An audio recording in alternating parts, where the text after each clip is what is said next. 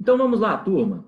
Já revisamos o conteúdo da aula passada, classificamos o meio ambiente, falamos dos conceitos de tratados e atos internacionais, bem como tratamos, né, doutores, ainda há pouco, né, no primeiro momento da nossa aula, de como esses tratados ou atos serão recepcionados no nosso ordenamento jurídico, né? Falamos que as normas definidoras dos direitos e garantias fundamentais têm aplicação imediata, que os direitos e garantias expressos na nossa Constituição Federal não excluem outros decorrentes do regime e dos princípios por ela adotados, ou dos tratados internacionais, que vamos comentar agora, em que a República Federativa do Brasil seja parte. E falamos ainda que os tratados e convenções internacionais sobre direitos humanos, que forem aprovados em cada caso do Congresso Nacional em 2 turnos por 3/5 dos votos respectivos membros, serão equivalentes às emendas constitucionais. O professor falou várias vezes, é equivalente à emenda constitucional, não é igual à emenda constitucional, tá, doutores? Então vamos lá, turma. Atenção, outra questão. Lembrando que o parágrafo 3º, haja vista que, quando falamos de tratados internacionais, de atos internacionais em prol dos direitos humanos, existe um grande debate na doutrina, né? Uma grande discussão. Inclusive, o próprio STF apresentou uma certa divergência.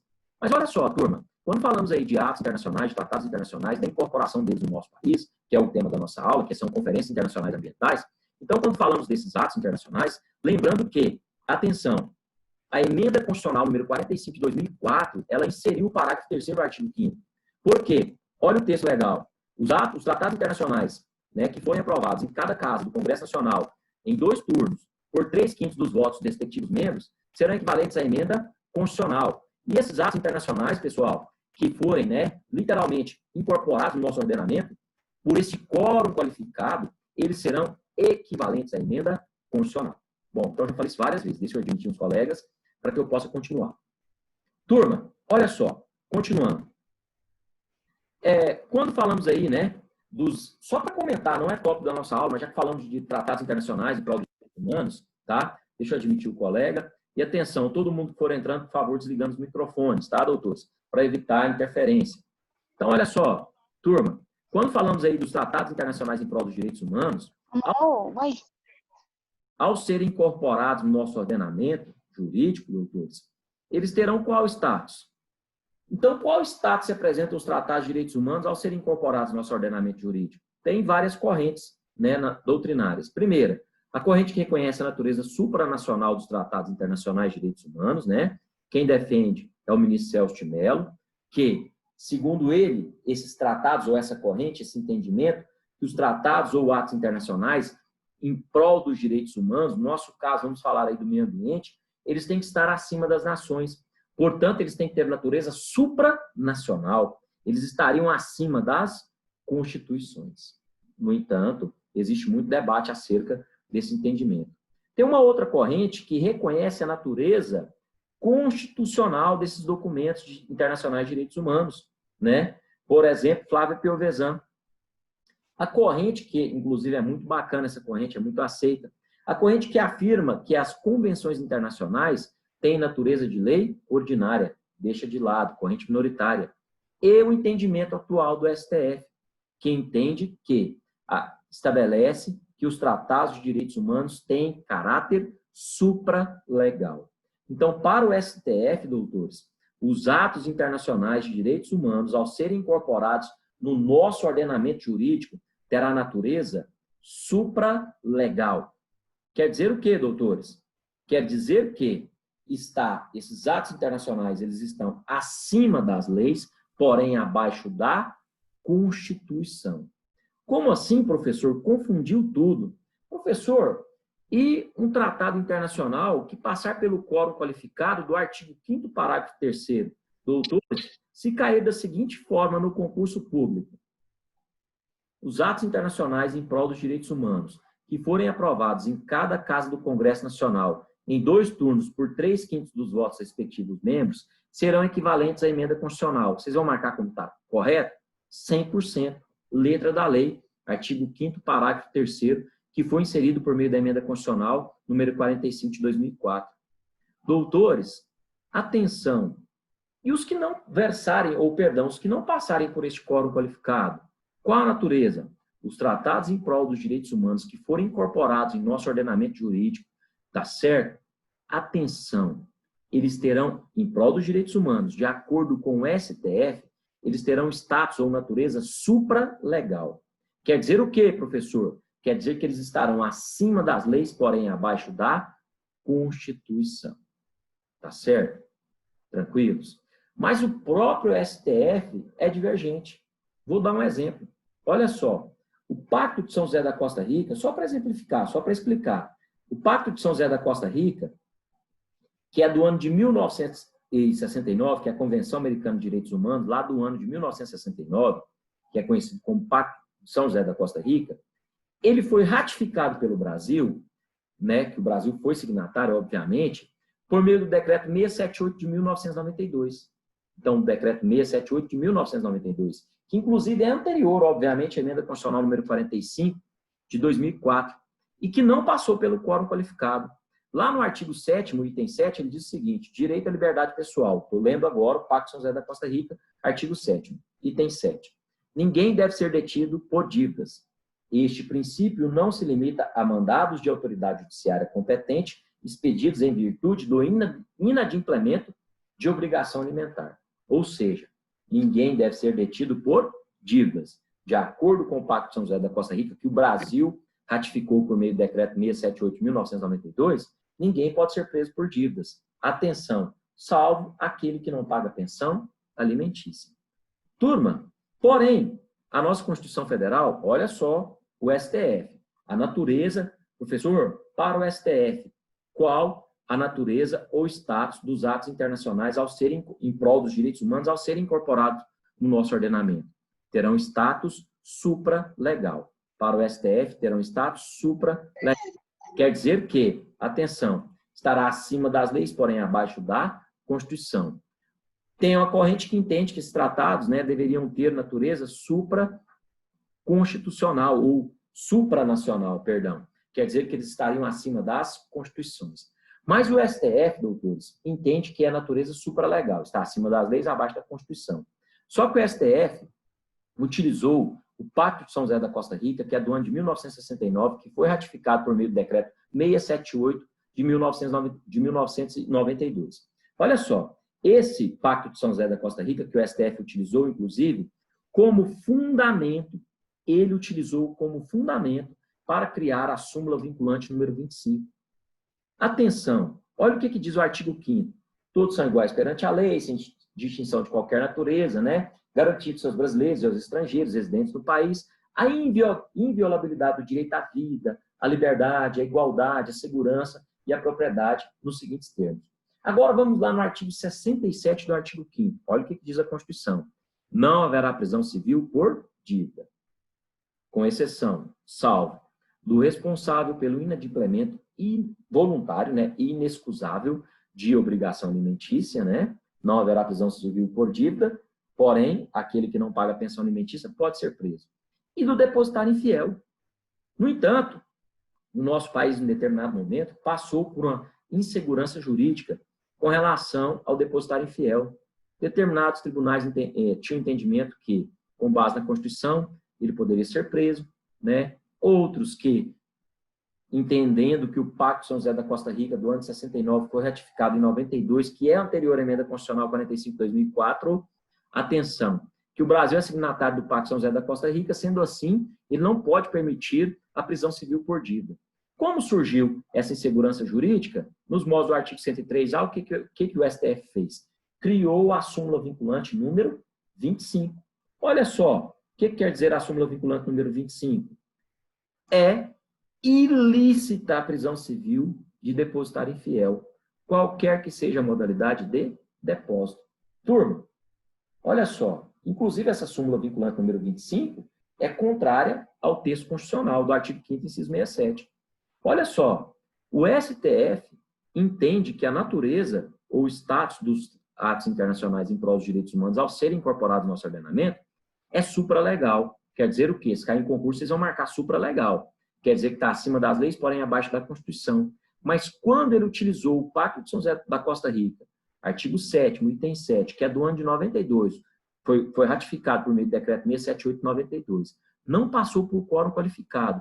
Quando ele utilizou o Pacto de São José da Costa Rica para fundamentar a criação da súmula vinculante número 25, ele aplicou a natureza ou status supralegal. nacional, que o nosso ministro Celso de Mello defende de forma brilhante. Ele entendeu que esse pacto está acima da nossa Constituição, literalmente falando. Mas esse professor explicou esse assunto para que possamos entrar no tópico conferências internacionais, mas não custou nada, né, abordarmos esse tema. Olha só, doutores, como conceituamos tratados, atos, conferências, protocolos, declaração? Falamos do artigo 84, que é o presidente da República que vai nos representar, né, nesses atos internacionais, artigo 84, inciso 8. Falamos da competência exclusiva do Congresso Nacional, quando o ato internacional apresentar elementos gravosos para o Brasil, né, quem vai tratar desse assunto, inclusive, é a competência exclusiva do Congresso Nacional. Falamos do artigo 5º, parágrafo 1º, parágrafo 2º, bem como parágrafo 3º. Agora eu abordo a temática conferências internacionais. Sabe por quê? Porque foram a partir das conferências internacionais que surgiram os princípios. Turma, vou dar exemplo, olha só, quando falamos aí de princípios internacionais em prol do seu surgimento, a Rio 92, ela é um marco, né, sobre o surgimento. O princípio de desenvolvimento sustentável foi tratado lá na Conferência de Estocolmo, do ano de 1972. O princípio 3, que trata da solidariedade intergeracional, foi tratado na Rio 92. O princípio da participação, bem como da precaução, foram tratados na Rio 92. Em Estocolmo, seus princípios 1, 8 e 13 trataram do desenvolvimento sustentável. Princípio da responsabilidade ambiental, que é o princípio 4 da Declaração de Estocolmo. Por isso, tratarmos das conferências internacionais é de extrema relevância. Espero que os senhores estejam acompanhando. Se estiver muito rápido, chama a minha atenção. Turma, qualquer dúvida, chama por meio do chat, tá bom? Vamos lá. Primeira conferência, que foi o divisor de águas, que foi um marco para o nosso direito ambiental, que foi a conferência, turma, de Estocolmo. Então, a ONU, no dia 5, do dia 5 ao dia 16 de junho do ano de 1972, realizou a primeira Conferência das Nações Unidas sobre o Meio Ambiente Humano, que ocorreu na capital da Suécia, em Estocolmo, que ficou conhecida como a Conferência de Estocolmo. Estiveram presentes nessa Conferência de Estocolmo 113 países e 250 organizações não governamentais. Doutores, a Conferência de Estocolmo foi o divisor de águas, que ocorreu lá no ano de 1972. Foi o divisor de águas porque, a partir da Conferência de Estocolmo, surgiu, né, ou foi a escolha do Dia Mundial do Meio Ambiente, que é o dia 5 de junho. Surgiram o Programa das Nações Unidas para o Meio Ambiente, os movimentos ambientalistas e os partidos verdes, né, as famosas ONGs. A partir da Conferência de Estocolmo, surgiu a nossa Declaração de Estocolmo, bem como princípios relativos ao meio ambiente e o surgimento também do direito internacional do meio ambiente. Então, a partir da Conferência de Estocolmo, foram idealizados 26 princípios e 109 resoluções. Turma, reitero, a Conferência de Estocolmo foi o grande divisor de águas, tá? Então, essa declaração, agora, olha só, conferência, declaração. Se lembra da distinção? Declaração surgiu a partir da conferência. A Declaração de Estocolmo, ela exaltou a importância dos princípios. Então, os princípios da Declaração de Estocolmo, eles dizem respeito a um pacto da humanidade, doutores. Obviamente, né, eles deixam evidente a obrigação de proteger o meio ambiente, de levar em conta a extensão social nos processos ecológicos e ressaltam a importância do encargo de cuidado e proteção que todas as pessoas devem ter para com o meio ambiente em que vivem. Tá certo? Reitero, a Declaração de Estocolmo foi o divisor de águas. Turma, falando aí das conferências internacionais, eu comento, né, ainda sobre a Declaração de Estocolmo. Exemplo, princípio do desenvolvimento sustentável. Ele foi idealizado lá na Declaração de Estocolmo, que foi no ano de 1972. E conferência, encontro, reunião internacional, um após o outro, as nações tentam o quê? Revisar o que foi tratado. Sabe por quê, pessoal? Normalmente os países não cumprem o que foi pactuado. Sendo assim, reunião após reunião, eles tentam revisar o que foi tratado antes, buscando o equilíbrio mundial, o equilíbrio ambiental no aspecto global. Turma, continuando aí, doutores, olha só, como eu disse que o desenvolvimento sustentável foi idealizado na Conferência de Estocolmo e ele foi formalizado no relatório Nosso Futuro Comum, que ocorreu no ano de 1983, onde a Comissão Mundial sobre o Meio Ambiente e Desenvolvimento ela foi criada, né, pela Assembleia Geral da ONU. Ela foi presidida pela ministra da Noruega, lá no ano de 1983, com o fito de quê? De analisar o meio ambiente e suas relações com o desenvolvimento e elaborar a proposta para desenvolver o quê? Para resolver os problemas provenientes do desenvolvimento desenfreado. Então, lá no relatório Nosso Futuro Comum, formalizou-se o conceito de desenvolvimento sustentável, e passo a ler para os senhores. Olha o conceito. Desenvolvimento sustentável é muito simples, tá? Inclusive muito cobrado em prova discursiva. Desenvolvimento sustentável é o processo que satisfaz as necessidades presentes, atuais, sem comprometer a capacidade das gerações futuras de suprir suas próprias necessidades. O que é o desenvolvimento de forma sustentável? É um crescimento equilibrado, doutores. Dá um exemplo, professor, de crescimento equilibrado. Reciclagem. É um exemplo clássico. Tá bom? Tranquilos até agora, doutores? Deixa eu admitir o colega aqui, Pedro. Qualquer dúvida, manda por meio do chat. Turma, continuando. Então, falamos da Conferência de Estocolmo, do relatório Nosso Futuro Comum. Agora eu comento com os senhores o Protocolo de Montreal, que foi lá no ano de 1987. Qual foi o objetivo do Protocolo de Montreal? Ele tinha o objetivo de tratar, né, ou de buscar a redução de substâncias que destroem a camada de ozônio. Lembrando que o Protocolo de Montreal ocorreu lá no ano de 1989, no Canadá. E entrou em vigor, ocorreu no ano de 1987, desculpa, com relação ao erro no que tange as datas. Ele ocorreu no ano de 1987, Protocolo de Montreal, e entrou em vigor no ano de 1989, tá certo? Tranquilos? Então vamos lá, turma. Comentamos aí o Protocolo de Montreal, relatório Nosso Futuro Comum e a Conferência de Estocolmo. Agora, falo da Rio 92, que foi uma conferência das Nações Unidas para o Meio Ambiente e Desenvolvimento, né, que ocorreu no Rio de Janeiro, no ano de 1992. Também ficou conhecido como ECO 92 ou Cúpula da Terra.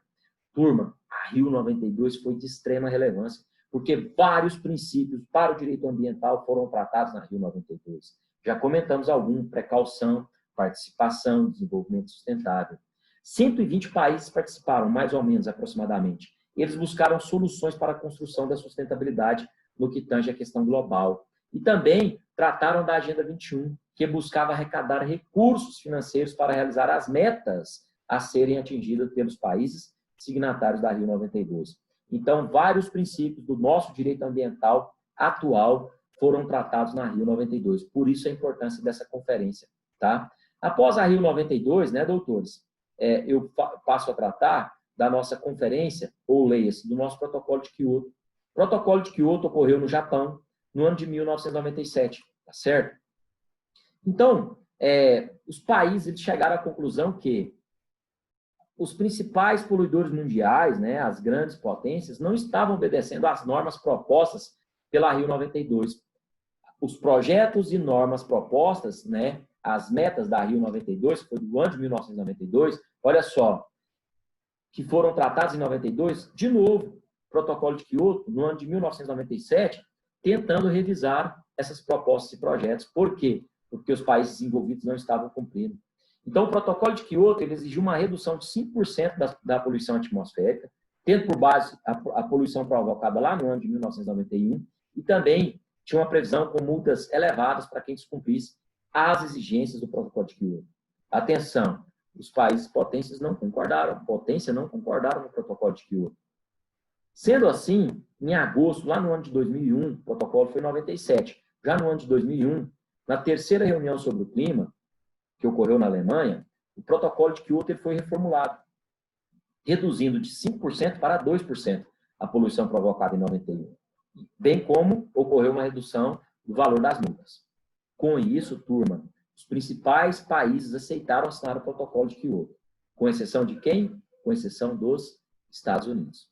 O que os Estados Unidos alegaram? Que se os Estados Unidos, né, ratificassem o Protocolo de Kyoto, automaticamente eles estariam comprometendo o seu crescimento, a sua economia. Vou dar exemplo que eu dou durante as aulas, né, em todas as nossas aulas. Olha o que são as conferências, os acordos, os atos internacionais em prol do meio ambiente. Vou sintetizar como um exemplo prático. É o fazendeiro rico e o fazendeiro pobre. O fazendeiro rico, aqui para nós no Brasil, né, estado de Goiás em especial, é fácil entender. O fazendeiro rico, já degradou toda a sua propriedade, já cortou todas as suas árvores, possui desenvolvimento econômico e está plantando soja. E o fazendeiro pobre, que tem a sua pequena propriedade, o vizinho, fazendeiro pobre, preservou a sua área, não plantou. A sua área está preservada, as suas nascentes estão preservadas. Porém, ele quer crescer e ele começa a desmatar. Vem o fazendeiro rico e diz, opa, você não pode degradar ou desmatar ou cortar as suas árvores. Porque se você cortar, a sua área de preservação permanente, a sua nascente vai secar. E é a sua água que abastece a minha lavoura, que irriga a minha lavoura. Sendo assim, você não vai desmatar. Essa é a grande problemática. Os grandes países, né, os países desenvolvidos que já degradaram, que já desmataram a maioria das suas áreas verdes, não querem se comprometer com o desenvolvimento de forma sustentável. E os países emergentes, que querem crescer, mas não possuem condições financeiras para arcar com o crescimento de forma equilibrada, infelizmente, às vezes, desmatam de forma descontrolada, buscando o crescimento de forma exacerbada e acelerada. Essa é a grande problemática da questão internacional. Somente exemplificando. É o fazendeiro rico e o fazendeiro pobre. Turma, voltando aqui, né, para a nossa aula, falando do protocolo de Kyoto, agora da Conferência Rio+10. Ocorreu no ano de 2002, né? Por que Rio+10? Porque ela foi 10 anos, ela ocorreu 10 anos depois da Rio 92. Ela foi no ano de 2002, quando a ONU promoveu em Joanesburgo a Cúpula Mundial sobre Desenvolvimento Sustentável, também conhecida como Rio+10 ou Conferência de Joanesburgo. O objetivo da conferência da Rio+10 foi o quê? Rever as metas propostas pela Agenda 21. Estão vendo aí o que eu disse no início? Atenção, conferência após conferência, os países tentam rever o que foi tratado para buscar o crescimento de forma equilibrada. Já a conferência, falando agora, né, a Conferência de Copenhague, ou que tratou das mudanças climáticas, lá no ano de 2009, foi a Conferência das Nações Unidas sobre as Mudanças Climáticas. Foi realizada no ano de 2009, em Copenhague, na Dinamarca, com o objetivo de fechar um novo acordo. Olha aí o que eu acabei de dizer. Novo acordo para substituir o protocolo de Kyoto, porque os países não estavam cumprindo. Tá certo? Essa conferência foi muito criticada, porque ela não atingiu os planos de discussão imediatos. Bom, depois falo da Rio+20, que foi a Conferência das Nações Unidas em Desenvolvimento Sustentável, que ocorreu no Rio de Janeiro, né? As Conferências das Nações Unidas sobre Desenvolvimento Sustentável, o Rio+20, ocorreu na cidade do Rio de Janeiro no ano de 2012, no Brasil, visando a renovação dos acordos em função do desenvolvimento sustentável. Então, novamente a nossa crítica. Conferência após conferência, os países tentam rever o que foi tratado. Buscando o quê? Buscando o crescimento de forma equilibrada. No entanto, infelizmente, é como eu exemplifiquei, fazendeiro rico e fazendeiro pobre, países desenvolvidos e países em desenvolvimento. Essa questão ambiental precisa ser discutida de forma séria. Por quê? Conforme eu disse no início do segundo bloco, os problemas ambientais não respeitam barreiras nem limites. Os danos ambientais não respeitam soberania. As queimadas, a chuva ácida, o processo de desertificação ultrapassa a barreira. Portanto, os problemas ambientais têm que ser levados em consideração no aspecto global.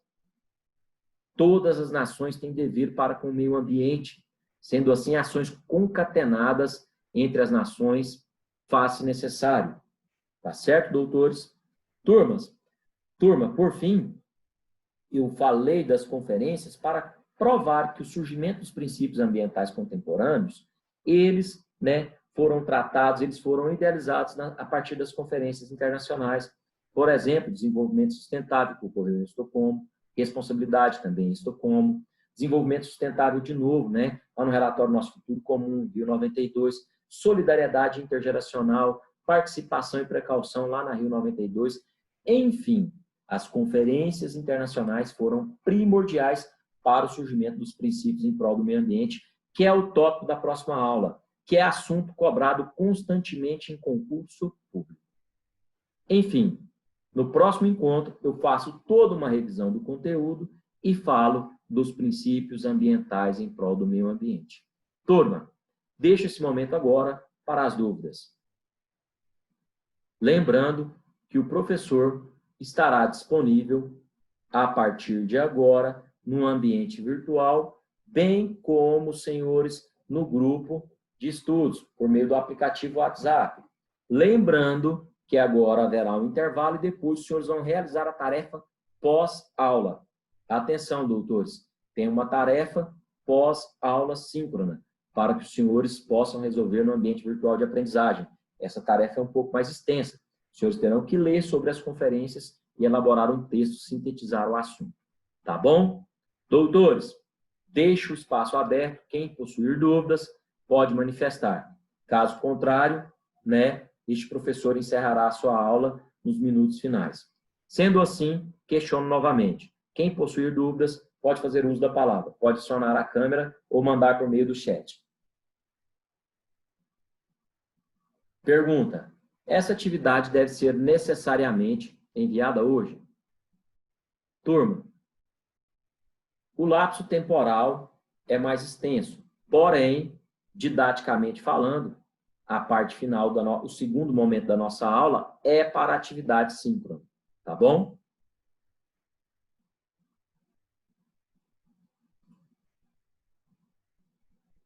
Respondi? Mais alguma dúvida?